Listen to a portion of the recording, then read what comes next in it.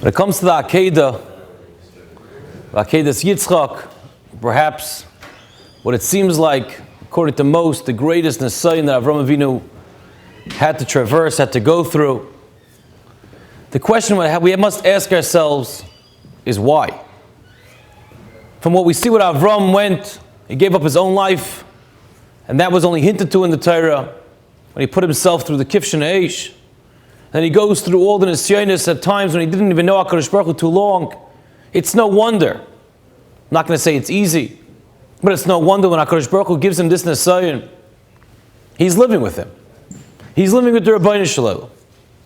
So at that stage, HaKadosh Baruch Hu says, and now follow me here, and now do this. Obviously, Avraham Avinu is going to follow, and he's going to do that. Why is this a Nisayon that we hang on to every year? Zeicher, to remember the Akedah, the Rachmanas, and HaKadosh Baruch Hu should have for us. What was so great about this Nisayon? And the Svarim tell us that the interesting thing was that the Nisayon wasn't the fact that he had to sacrifice Yitzchak. The Nisayon was because Avraham Avinu, who believed in HaKadosh Baruch Hu so strongly, and HaKadosh Baruch Hu was the person who told, was the entity that told Avraham Avinu, Ki bi Yitzchak yikar l'cha zera. Your children, your progeny, your entire life's work is going to be continued through your son Yitzchak. And that same HaKadosh Baruch Hu is telling Avraham Avinu now, give it all up, forget about it. Never meant it. It's all going to be over. That's a paradox that you can't come to grips with. On one hand, the entity HaKadosh Baruch Hu, God, who we believe in everything, who's doing everything, everything that he says is 100% truth, is MS, is perfection, is saying this person is going to continue on. And then the next moment he tells us that Yitzchak is going to be no longer. How do we understand this? It was the last day of a murder trial. And the prosecutor gets up and he tells the jury, and he says, you've heard all the evidence.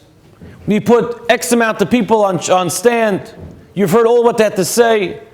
There was nothing really to counteract. This man has no alibi. The evidence is pretty there. You're going to have to convict him. There's not much choice. First degree murder. He sits down. The lawyer who's defending gets up and he says it's true. There's no alibi. The evidence looks pretty damning. But in 5 minutes, you're going to see the one who was murdered walk through the doors of this courtroom, and all the evidence and all the testimony is going to be totally irrelevant. And obviously there's a major gasp and shock, and for the next 5 minutes they're counting slowly, looking at that door. 5 minutes comes, the door does not open, there's no one coming through. The lawyer gets up again and he says, I want you to understand something. You just heard extremely strong evidence against my client, and you were ready to convict him because you were certain that he was the murderer. Yet when I told you that the murderee, that the one who's being murdered is going to walk through the doors, all of you registered shock and you all turned around to the door. So obviously you weren't 100% certain. You didn't have that vadayis. You weren't 100% sure that this man was the one who's the murderer. So obviously, the evidence is not that compelling. And with that, I rest my case. The jury goes into deliberations. A few minutes later, the jury comes back with a decision unanimously. He's found guilty.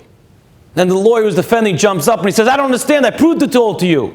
I showed you that there's no way in the world you were certain. And they said, it's true.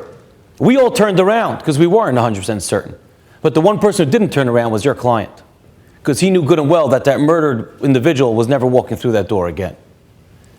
When we live with such clarity, when we live with such strength of emunah, living with the Rabbeinu Shalom, living with HaKadosh Baruch Hu, knowing every single thing that he says is emes, is perfection, there's no more paradox anymore. There's no more confusion. There's no more contradiction. We don't look at HaKadosh Baruch Hu, what he said yesterday to what he said today. This is emes, this is reality, this is life for us. We don't turn around because we know what's going on. Avraham Avinu only got this far because he lived emes. He lived the Rabbeinu Shalom. He was makar the HaKadosh Baruch Hu. He was Avraham Ivri. He didn't care. He had such clarity. He took on the entire world. That's how we pass an Nisayon. That's how we go on. That's how we live with HaKadosh Baruch Hu. That's the power of the Akedah. It's not so much that he gave up his child. It's more the fact that he's willing to live with HaKadosh Baruch Hu, and he had such emes, such clarity, that even if everyone's turning one way, he's able to stick another way. Even if only HaKadosh Baruch Hu told him something yesterday, he's going further. When we go through challenges in life, there's only one way we're ever going to not succumb to them.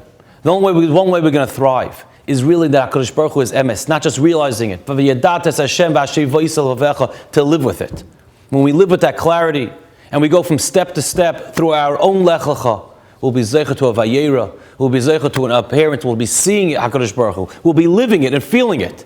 And when it comes that way, come what may, any challenge, we might stumble a little bit, we might trip, well, we'll never fall. And ultimately, we'll look back and we'll realize that it was a position for growth, it was a challenge, and we thrived, and we only went further.